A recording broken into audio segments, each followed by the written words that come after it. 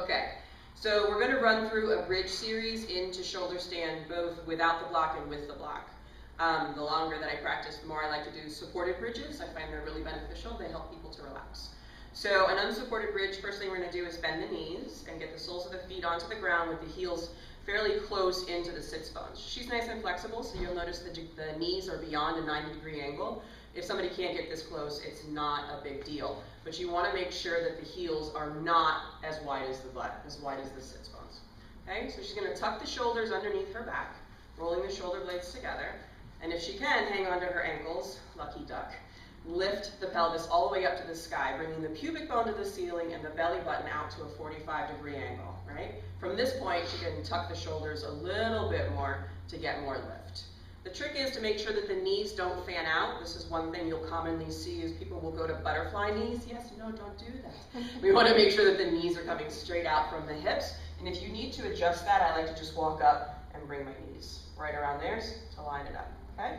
So this is the unsupported bridge. She doesn't have to hold on to the ankles. You can interlace the fingers if you want, which will help open up the wrists and give her a deeper tuck on the shoulders.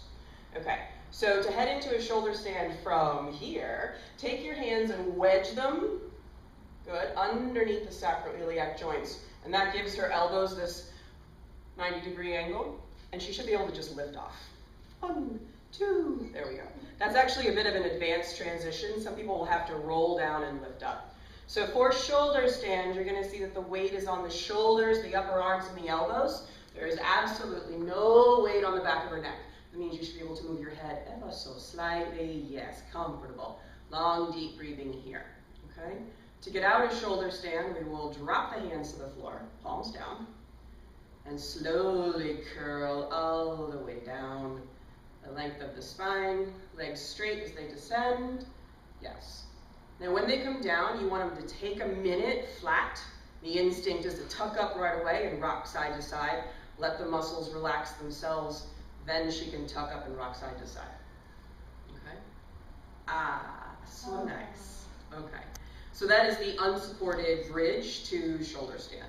Supported bridge is actually a little bit of a deeper pose and actually a bit of an easier pose. So we're going to start the same way, bending the knees and getting the block. So the heels are as close in as they can be, but they do not have to be all the way tucked in.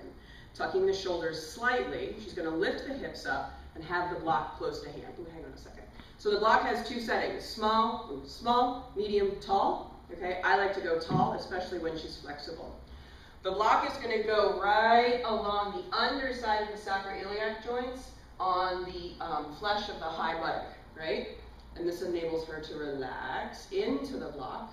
And if you want, you can step your feet a little bit more forward. Yep. And then you can still interlace the fingers and tuck the shoulders more firmly together.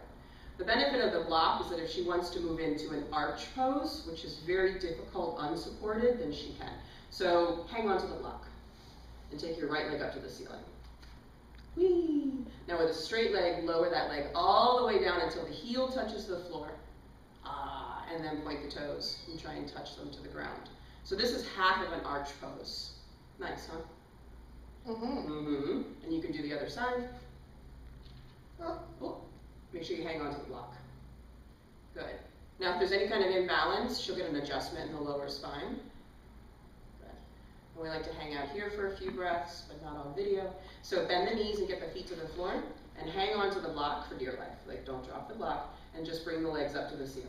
Now this is a modified shoulder stand that can be done with the block tall or small, any level, but it takes a lot of the pressure out of the neck and a lot of the pressure out of the shoulder stand. So if somebody has like flesher on the belly or big boobies, this will be a lot easier for them. And the older I get, the more I enjoy this version of shoulder stand versus the other.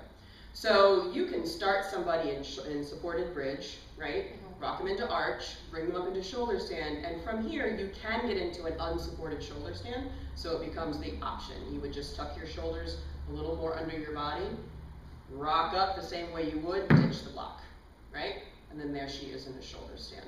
She would have to be aware that the block is there when she comes down, dropping through plow and rolling down. Okay, again, same story. You want the lower spine to relax before you tuck up and rock side to side. And that would be that.